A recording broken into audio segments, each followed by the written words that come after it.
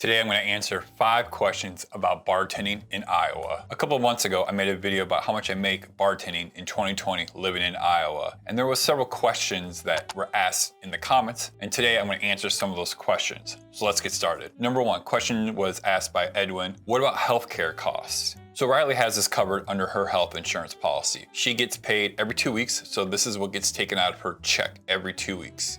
$223 for health insurance, $9.46 for dental, and $11 for vision, with a grand total of $253. That covers her and I, so basically we're paying about $500 a month. And from what I've seen, it's a little bit better than at the hotel I work at. Plus, I know Riley's gonna be working at her job for quite a while. You know, there might be some changes coming up for me. What about retirement? I had a customer ask that at a bar, right? Because how many bartenders are thinking about long-term goals, right? Like retiring and all that fun stuff. I mean, I didn't for quite a while, but you know, I am now. I am over 40 years old, so gotta kind of have to start thinking about that. I should have started thinking about that way earlier, but it is what it is. Riley has 6% of her paycheck put in her 401k plan, and I have 10% of my check going to my 401k plan. If you look at our previous video with the costs and how much we pay, we could probably put more into our 401k plans, but we honestly use a lot of our money to reinvest into really Alchemix Bar, this YouTube channel, our Instagram, even our podcast, Do You Want to Start a Tab? You know, I mean, we're taking a risk, right? Investing that money back into these hobbies or projects or businesses really that we have. We're still putting a decent amount of money away in our 401k. As a bartender, that is something that I think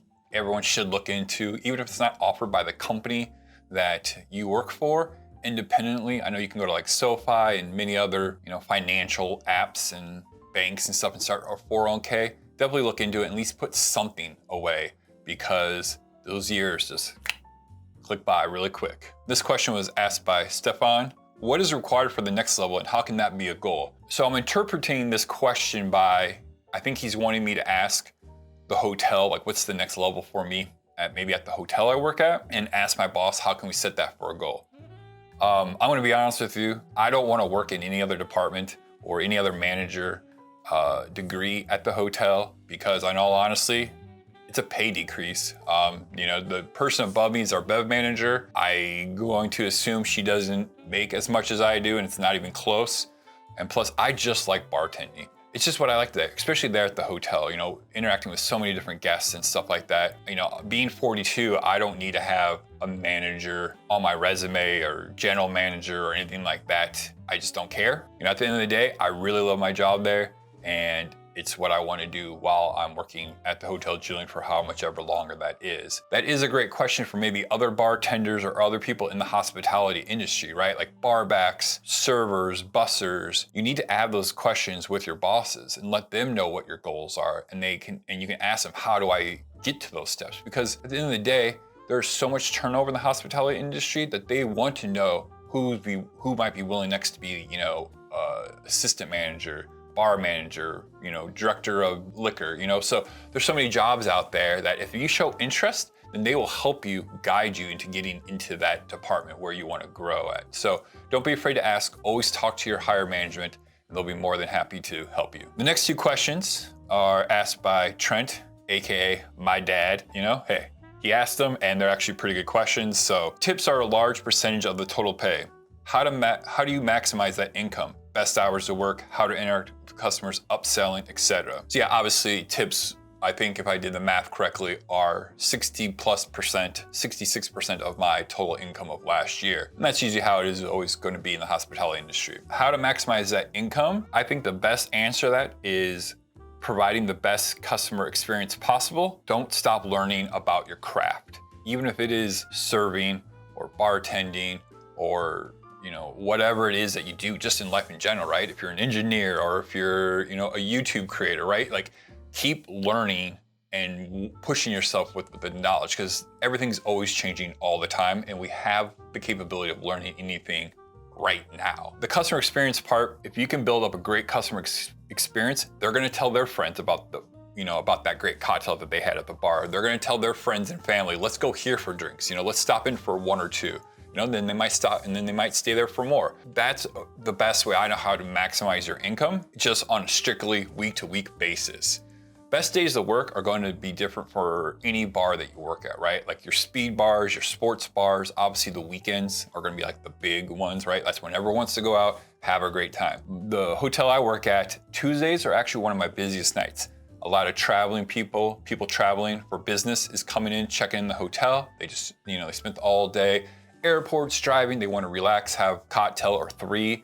They're seeing coworkers they haven't seen in months, so they're catching up, going over what the next week's plan is going to be. They sit there till 11 o'clock enjoying themselves. So actually Tuesdays is one of my best nights. Then obviously Fridays and Saturdays for the same reasons I just said, right? People are coming out, we're a hotel, there's weddings, private events, holiday parties. So it just really adds up all the time. Now, you're not always going to get guaranteed the premium shifts, especially when you're new, because usually, those shifts are going to be going towards the staff that's been there for a while, the full-time employees. Don't get discouraged. I know of a bartender, I heard the story where she works in LA and she at a restaurant during lunch hours. And she says that she makes more money during lunch hours than the nighttime bartenders because she's the only bartender. She's not splitting her tips with anyone. She probably works a little bit harder, because she's the only one, but that's another way to look at it, right? So every, section of town, city, state is going to be a little bit different with what the best shifts are. Just kind of like, during the interview, ask and just let them know what you are looking for at that job. Upselling. So, obviously when you go out to like Applebee's and all those other chain restaurants, they always ask you then, what about dessert? What about this? What about that, right? They want you to spend more money, right? Plus, who doesn't like a dessert? So it's an easy upsell, right?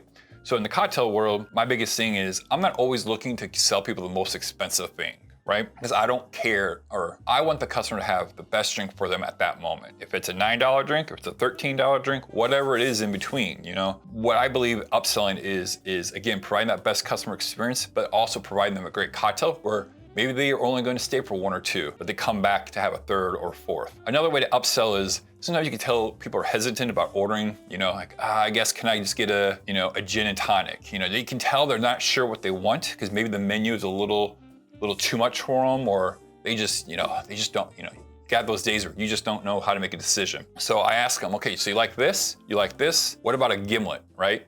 And I go, how about you want to try this? It's a better, it's a great cocktail. Maybe you never had it before.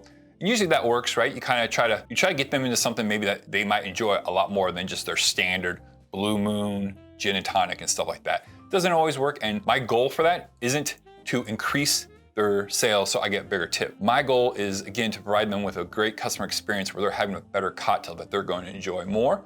But then it kind of opens up to them like, oh, he kind of knows what he's doing. He knows how to make these cocktails, right? So sometimes there is a trusting, right? The customer doesn't know who I am as a bartender, so they may not trust me in my suggestions until I get them in something that they like. And then that just opens the door for so much more possibilities. Last question, is $66,000 about a cap, or do you see options to increase this by specializing in events, parties, etc.? I think I could probably max out about $72,000 at the hotel.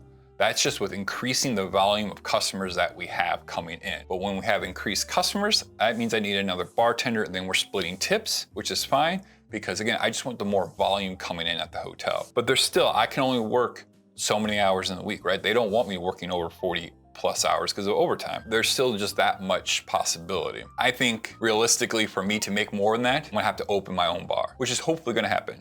There are other ways to do it, right? Private events, right? People do hire me to create cocktail menus for them. I've done 2 in the past 6 months. People have hired Riley and I to go to a small business and do in-person training about how to make cocktails, right? So that's an extra $1,000 to $1,500 per event. Outside of just specifically bartending at the one bar, doing outside things that will increase my bartending wage, just different from the hotel, if that makes sense. So just kind of find other avenues.